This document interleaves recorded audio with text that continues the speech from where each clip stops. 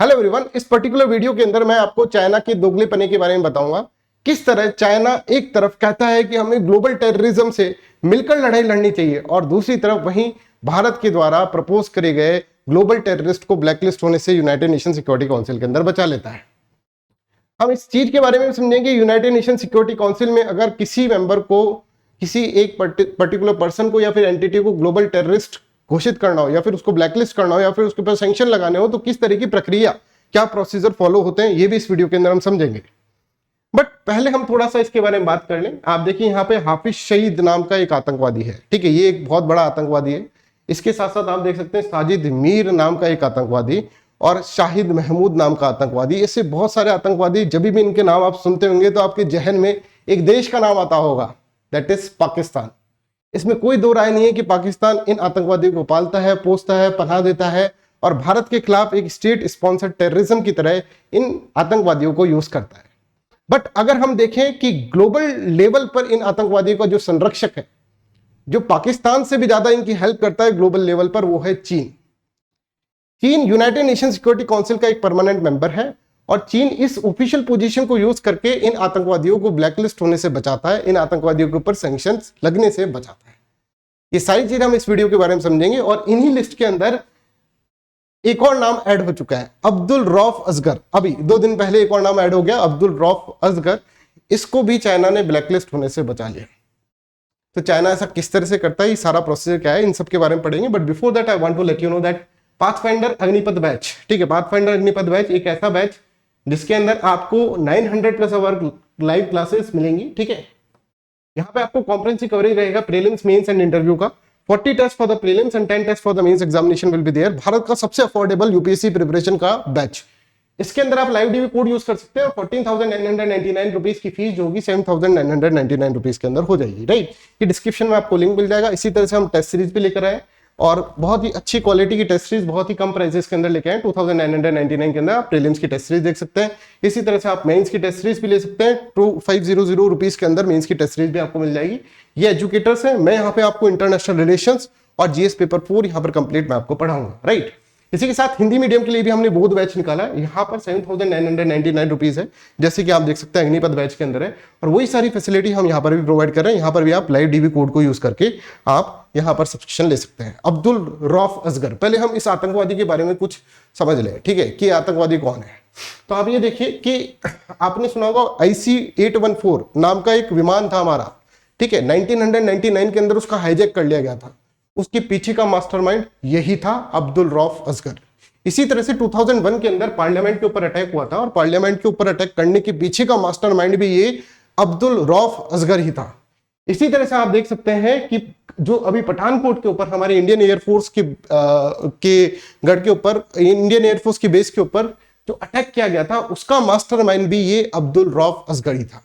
इतना खुकार आतंकवादी है, राइट। और चाइना इसको प्रोटेक्ट कर रहा है।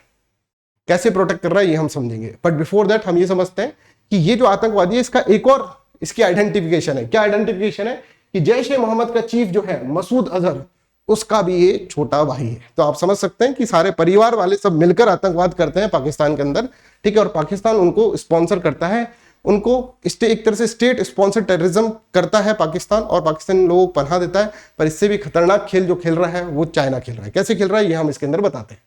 लास्ट ईयर, ठीक है, अगस्त के अंदर 2022 के अंदर आप देखेंगे कि यूनाइटेड स्टेट्स ऑफ अमेरिका और United states of America and India दोनों ने को स्पॉन्सर करा कि ये जो है अब्दुल रऊफ असगर, इनको क्या करना चाहिए, ग्लोबल टेररिस्ट घोषित कर देना चाहिए।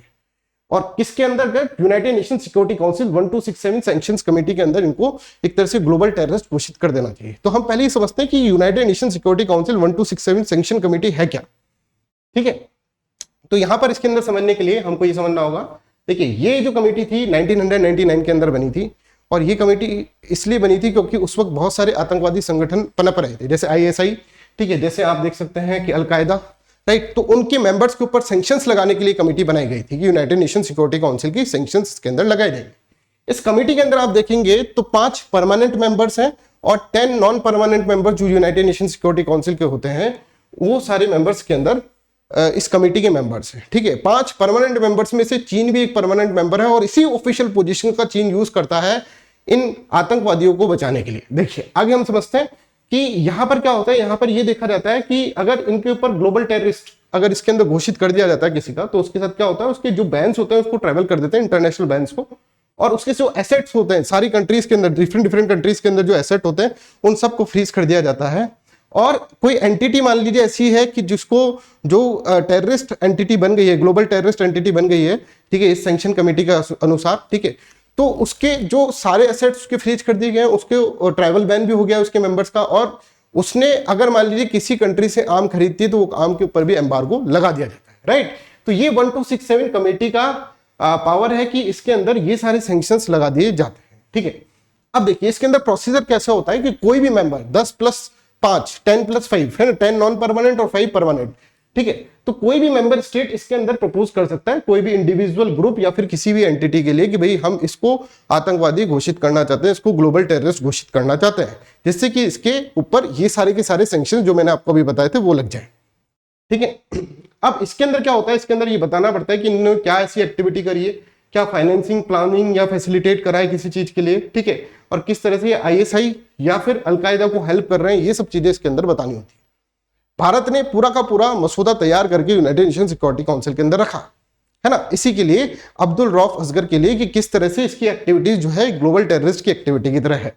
और इसके अंदर यूनाइटेड स्टेट्स ऑफ अमेरिका ने भी को स्पॉन्सर्ड करा उसको। यूनाइटेड स्टेट्स ऑफ अमेरिका ने कहा कि हम भी हमारी तरफ से इसको ग्लोबल टेररिस्ट ही बोलने चाहते हैं और यूनाइटेड नेशन सिक्योरिटी काउंसिल को उसके ऊपर सैंक्शन लगा देना चाहिए।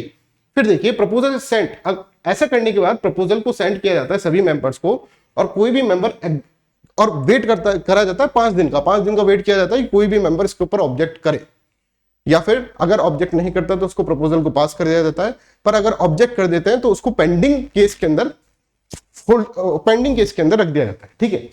तो कोई भी मेंबर इस कमेटी का टेक्निकल होल्ड लगा सकता है। इस टेक्निकल होल्ड को टेक्निकली यूज करता है चाइना, जिससे कि आतंकवादियों को वो बचा सके। कोई भी मेंबर टेक्निकल होल्ड लगा सकता है इस प्रपोजल के ऊपर, और अगर ये टेक्निकल होल्ड लगा दिया जाता है तो ये पेंडिंग लिस्ट के अंदर डाल दिया जाता है, ठीक है। तो चाइना ने जैसे अब्दुल रऊफ असगर के ऊपर यूनाइटेड स्टेट्स ऑफ अमेरिका और भारत ने मिलकर एक प्रपोजल दिया कि इसको ग्लोबल टेररिस्ट घोषित कर देना चाहिए। 2022 की बात कर रहे हैं, अगस्त 2022 के बाद, ठीक है। तो यहां पर टेक्निकल होल्ड लगा देगा चाइना।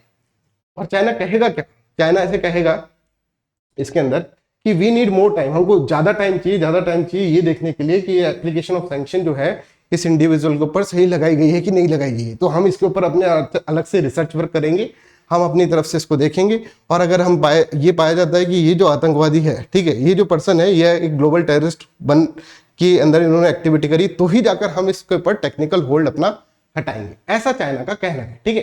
अच्छा, एक बार टेक्निकल होल्ड लग जाता है इसके ऊपर तो इशू पेंडिंग केस के अंदर चला जाता है, और पेंडिंग केस के बाद 6 महीने तक इस इशू को आपको देखना होगा। आप रिसर्च जो करना चाहते हैं कि भाई इनको रखना चाहिए कि नहीं रखना चाहिए, ये सब चीजें आप कर सकते हैं।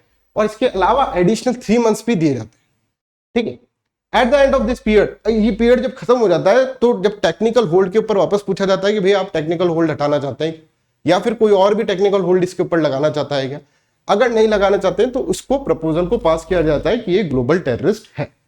तो देखिए चाइना ने क्या करा, अगस्त के अंदर चाइना ने इस मोशन के अंदर, जब ये मोशन पास किया गया यूनाइटेड स्टेट्स ऑफ अमेरिका और भारत के द्वारा, तो सभी मेंबर्स ने, 15 मेंबर्स थे उसके अंदर से, सभी मेंबर्स ने, मतलब 14 मेंबर्स ने एक्सेप्ट चाइना, सभी मेंबर ने एक्सेप्ट चाइना के अलावा सभी मेंबर्स ने कह दिया कि इसको ग्लोबल टेररिस्ट बना दो भाई। पर चाइना जो है वो अड़ गया कि नहीं हम इसको ग्लोबल टेररिस्ट नहीं बनाएंगे, और उसने उसको पेंडिंग लिस्ट में डाल दिया। रीजन क्या दिया मैंने आपको यहां पर बता दिया। अभी क्या करा है चाइना ने रिजेक्ट कर दिया है कि पाकिस्तान बेस्ड जैश ए मोहम्मद कमांडर जो है अब्दुल रऊफ असगर, जो कि एक बहुत ही खुकार आतंकवादी है, मैंने इसकी एक्टिविटीज के बारे में आपको बताया, यूनाइटेड नेशन सिक्योरिटी काउंसिल के अंदर यहां पर इसको इन्होंने रिजेक्ट कर दिया है। और इससे ये पूरा का पूरा मामला जो है वो डीलिस्ट हो गया यूनाइटेड नेशन, क्योंकि इसने यहाँ पर अपनी वीटो पावर यूज करी है। और यूनाइटेड नेशन सिक्योरिटी काउंसिल के अंदर कुछ भी डिसीजन मेकिंग होती है तो 5 देश जो है, ठीक है, जो कि परमानेंट मेंबर्स हैं, वो अपनी वीटो पावर को यूज करके उस चीज को रिजेक्ट भी कर सकते हैं। चाइना ने अपनी वीटो पावर को यूज करके उनको रिजेक्ट कर, ये जो अब्दुल रऊफ असगर है इसका जो मामला है उसको रिजेक्ट कर दिया गया, ठीक है। तो China has rejected the listing of Pakistan based Jaish e Mohammed Abdul Rauf Asghar as a terrorist at United Nation Security Council, effectively putting the issue out of the ambit of the council. अब इसको वापस अगर काउंसिल में लाना होगा तो वापस से एक फ्रेश प्रपोजल देना पड़ेगा। तो देखा आपने किस तरह से चाइना अपनी ऑफिशियल पोजीशन का यूज करके एक तरह से दोगलापन दिखा रहा है वर्ल्ड को। एक तरफ क्या कर रहा है, एक तरफ तो ये टेररिस्ट को बिल्कुल पनाह दे रहा है वो ग्लोबल लेवल पर, और दूसरी तरफ कह रहा है कि हमें टेररिज्म से लड़ना चाहिए। तो टेररिज्म जो है एक ग्लोबल लड़ाई है, ठीक है। अगर कुछ कंट्रीज अपने सेल्फ इंटरेस्ट के लिए या फिर ऐसा दिखाने के लिए कि देखो हम पाकिस्तान के अच्छे दोस्त हैं, ठीक है, ये दिखाने के लिए अगर इस लड़ाई को कमजोर करेंगी तो फिर टेररिज्म से हम कभी लड़ नहीं सकते, कभी जीत नहीं सकते, ठीक है। तो इस वीडियो के बारे में आपको कैसा लगा, आप ये बताएं कि चाइना का ये स्टेप, ठीक है, कैसा था, मतलब ये स्टेप जो है इसके अंदर इसके बारे में आप क्या कहते हैं। प्लस आपको ये भी बताना है कि यूनाइटेड नेशन सिक्योरिटी काउंसिल के अंदर क्या रिफॉर्म्स की जरूरत है। ये सभी चीजें आप कमेंट सेक्शन के अंदर लिखें। That's all for this video. Thank you so much. Bye bye, take care and have a nice day.